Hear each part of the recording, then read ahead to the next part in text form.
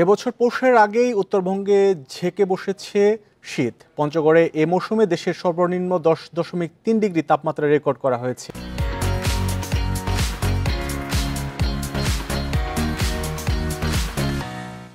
জেলায় টানা 3 দিন ধরেই কমছে রাতের তাপমাত্রা।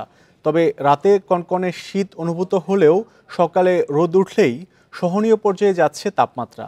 আবহাওয়া অধিদপ্তর জানিয়েছে, সকাল 9টা পর্যন্ত দেশের সর্ব উত্তরের জেলা পঞ্চগড়ে সর্বনিম্ন তাপমাত্রা রেকর্ড করা হয় 10.3 ডিগ্রি সেলসিয়াস। স্থানীয়রা জানান, গত কয়েকদিন ধরে সন্ধ্যায় ঘন কুয়াশার সাথে সাথে শুরু হয় কনকনে শীত। তবে দিনের বেলা আকাশ পরিষ্কার থাকায় সূর্যের তাপে শীতের অনুভূতি কমে যায়। শীত বাড়ার কারণে কিছুটা ভোগান্তিতে পড়েছেন শ্রমজীবী ও নিম্ন আয়ের মানুষ।